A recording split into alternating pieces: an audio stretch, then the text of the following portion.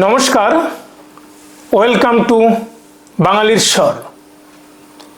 আমেরিকার president Donald Trump একদিন আগে ভারতের উপর 25% শুল্ক জারি করলেন। তিনি যেটা বলেছেন সেটা হলো ভারতের উপর 20% শুল্ক সাথে জরিমানা জারি করা হলো। That is, Donald Trump announces 25% tariffs plus penalty on India.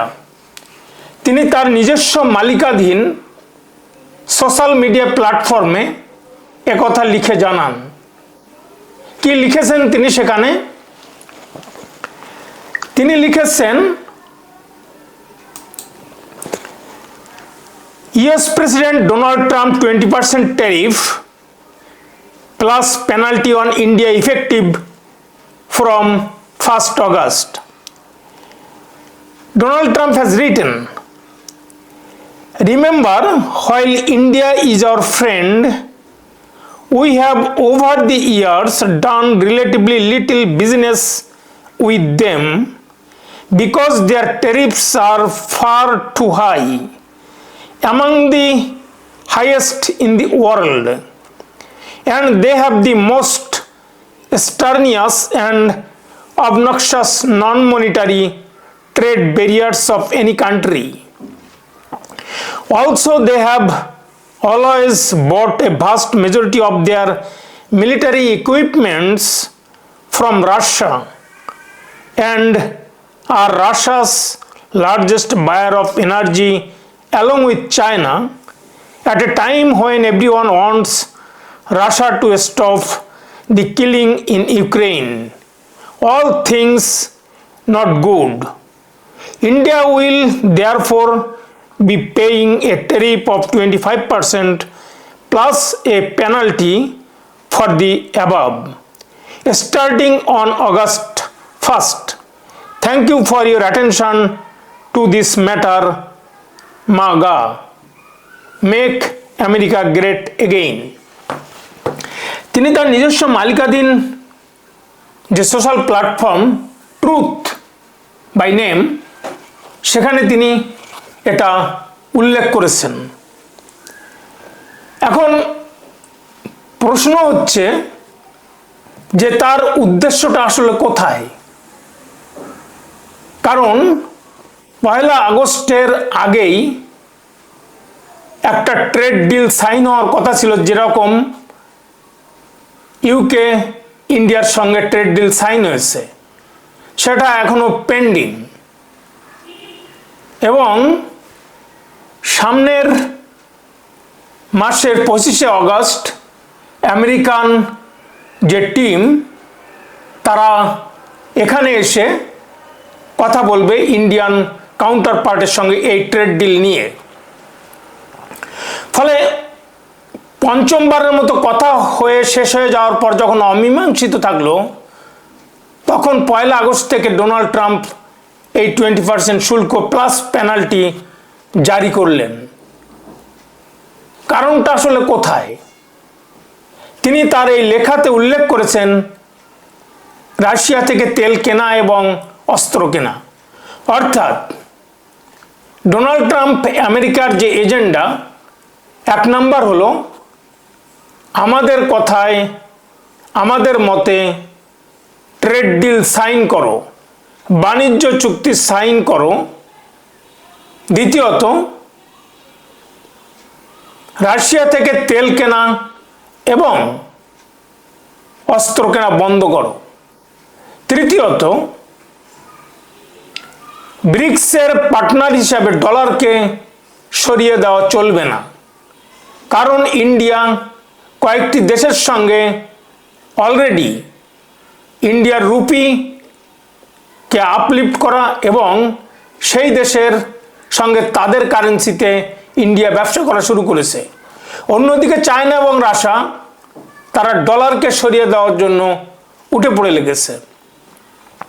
ফলে 3টা কারণ। একটা হলো আমাদের কথায় ট্রেড ডিল সাইন করো, আমরা যেভাবে ব্যবসা করতে চাই তোমাদের সাথে সেভাবে ব্যবসা করতে হবে। রাশিয়া থেকে তেল এবং অস্ত্র কেনা বন্ধ করো এবং ডলারকে সরিয়ে দেওয়া চলবে না। ডলারের কারেন্সিতেই তোমরা ব্যবসা করো, তোমাদের নিজস্ব ব্যবসা অন্যান্য দেশের সঙ্গে। ঠিক এটা কখন ঘটলো? যখন ট্রেড ডিল অমীমাংসিত। সামনের মাসে অগস্ট মাসে আমেরিকান কাউন্টার পার্ট এসে এই ডিল নিয়ে আবার কথা বলবে ইন্ডিয়ার সঙ্গে। দর্শকবৃন্দ, প্রশ্নটা হলো এখানে, এর আগে এই যে পেনাল্টির কথাটা উল্লেখ করলেন এখানে, সেটা হলো 100% ট্যারিফ ধার্য করেছিলেন তেল কেনা এবং অস্ত্র কেনার জন্য, আর ব্রিক্সের মেম্বার হওয়ার জন্য আরও 10%, আর এবার 25%। তাহলে মোট পেনাল্টি কিংবা শুল্ক ধার্য করা হলো কতটা? এটা কি সব মিলিয়ে নাকি শুধুমাত্র 20%? সেটা এখনো নিশ্চিত নয়। এখন ডোনাল্ড ট্রাম্প যে বক্তব্য রেখেছেন সোশ্যাল মিডিয়াতে, এর কাউন্টার ইন্ডিয়া কি বলেছে? ইন্ডিয়া এর এগেনস্টে একটা রেসপন্সও দিয়েছে ইন্ডিয়ান গভর্নমেন্ট থেকে। সেটা কি আমরা একটু দেখে নেই সেটা।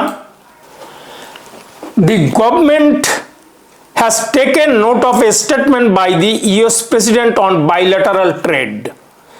The government is studying its implication. Government of India. India and the US have been engaged in negotiations on conducting a fair, balanced, and mutually beneficial bilateral trade agreement over the last few months. We remain committed to that objective. The government attaches the utmost importance to protecting and promoting the welfare of our farmers, entrepreneurs, and MSMEs. The government will take all steps necessary to secure our national interest, as has been the case with other trade agreements, including the latest comprehensive economic and trade agreement with the UK. অর্থাৎ India এটা বলতে চেয়েছে যে আমরা একটা trade delay বাস্তবসম্মত, balanced, mutually respect একটা trade deal করতে অঙ্গীকারবদ্ধ। সাইমালটেনিয়াসলি আমরা আমার দেশের কৃষক, আমার দেশের যারা ডেয়ারি ফার্মে কাজ করছে, মধ্যবিত্ত শ্রেণীর যারা ব্যবসা করে খাচ্ছে, তাদের প্রতি আমরা দায়বদ্ধ, তাদের ওয়েলফেয়ারের জন্য। আমরা তাকিয়ে আছি এরকমই একটা বিজনেস এগ্রিমেন্ট যেটা আমরা করেছি ইউকের সঙ্গে, যাতে মিউচুয়ালি রেসপেক্টে ট্রেড ডিলটা সাইন হয় এবং উভয়ের স্বার্থ রক্ষিত হয়। এখন প্রশ্ন হচ্ছে, এখানে মোদ্দা কথা এসে দাঁড়িয়ে গেল ডিডলারাইজেশন কিংবা রাশিয়ার সাথে বিজনেস করার যে বাধা, সেটা পিছনে ফেলে সামনে উঠে আসলো ইউএসের সাথে ইন্ডিয়ার ট্রেড ডিল। 5 বার আলাপ আলোচনা সমাপ্ত হয়েছে, সেটা পেন্ডিং আছে, অমীমাংসিত। দর্শকবৃন্দ, ভারত আমেরিকার যে বাণিজ্য চুক্তি, সেটা থমকে আছে, এ নিয়ে বিশেষজ্ঞরা মতামত দিয়েছেন। কি তারা বলছেন? তাদের প্রশ্ন, সাধারণ জনগণ প্রশ্ন ছুড়ে দিয়েছে যে আমেরিকা কি, ডোনাল্ড ট্রাম্প কি অনেক বেশি কিছু চাইছে ভারত থেকে ব্যবসার নিরিখে? ভারতের মাটিতে যে তারা ব্যবসা করতে চায়, আমেরিকান গুডস বিক্রি করতে চায়, সেটা কি তারা বড় রকমের বড় কিছু চাইছে, বড় ছাড় চাইছে? কারণ আমেরিকা মনে করে ইন্ডিয়ার সঙ্গে আমেরিকার বড় একটা ব্যবসায়িক ডেফিসিট রয়েছে। অর্থাৎ ইন্ডিয়া প্রচুর গুডস সাপ্লাই করে, রপ্তানি করে আমেরিকাতে, সেই তুলনায় আমেরিকা খুব সামান্য গুডস এক্সপোর্ট করে ইন্ডিয়াতে। অন্যদিকে তারা এই ট্রেড ডিল কমাতে চায় এবং শুল্ক ছাড় চায় ইন্ডিয়া থেকে, কারণ তাদের কাছে ইন্ডিয়ার শুল্ক নাকি ভীষণ চড়া এবং আইন ভীষণ কঠোর, এবং পৃথিবীতে একটি দেশ সেটা ইন্ডিয়া যাদের আইন কঠোর এবং শুল্ক চড়া, সেইখানে তারা ছাড় চায়। বিশেষজ্ঞরা মনে করছেন হ্যাঁ, আমেরিকা অনেক বেশি কিছু চাইছে। আমরা একটা একটা করে বুঝে নিই সেগুলি। যেহেতু পঞ্চম দফার আলোচনা অমীমাংসিত রয়েছে, সামনের মাসে 25 আগস্টে আমেরিকান যারা কর্ণধার তারা ইন্ডিয়াতে আসবে কাউন্টার পার্টির সঙ্গে এই ট্রেড ডিল নিয়ে আলোচনা করতে। এখানে একটা লাইন এই সব কিছু বোঝা যাবে যে আসলে আমেরিকা কি চায়। মার্কিন যুক্তরাষ্ট্র কম শুল্ক এবং আরও ডিজিটাল বাজারে প্রবেশাধিকার দাবি করে, অর্থাৎ তারা আমেরিকান টেক কোম্পানিগুলি আমাদের ডাটা যেখানে সংগৃহীত আছে সেখানে ঢুকতে চায় এবং তারা তাদের প্রোডাক্ট কম শুল্কে রপ্তানি করতে চায়। অন্যদিকে ইস্পাত, অ্যালুমিনিয়াম গাড়ির উপর শুল্ক ছাড় চায় ভারত। আমরা আরও একটু এটা এক্সপ্লেইন করি। সব থেকে এই বাণিজ্য চুক্তির বাধা হয়ে দাঁড়িয়েছে ভারতের কৃষি এবং দুগ্ধ খাতের সুরক্ষা, মিল্ক খাতের যে সুরক্ষা। কৃষি এবং মিল্ক প্রোডাক্টের পণ্যের সুরক্ষা এখনও ভারতের প্রধান উদ্বেগের বিষয়, কারণ এই ক্ষেত্রগুলি ভারতের জন্য রাজনৈতিক এবং অর্থনৈতিকভাবে সংবেদনশীল।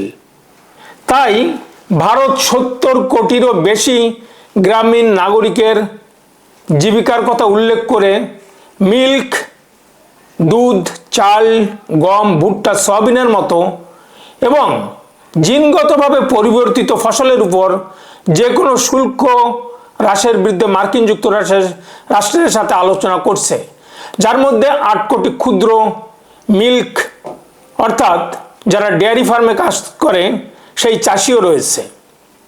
অন্যদিকে এটা হচ্ছে আমেরিকা চাচ্ছে তাদের সয়াবিন, গম, চাল এবং জেনেটিক্যালি মডিফাইড ফুড, যেটা ভারত কখনোই আনতে দিতে চায় না। Genetically modified food not allowed to enter in India. India এটা স্পষ্ট করে জানিয়ে দিয়েছে।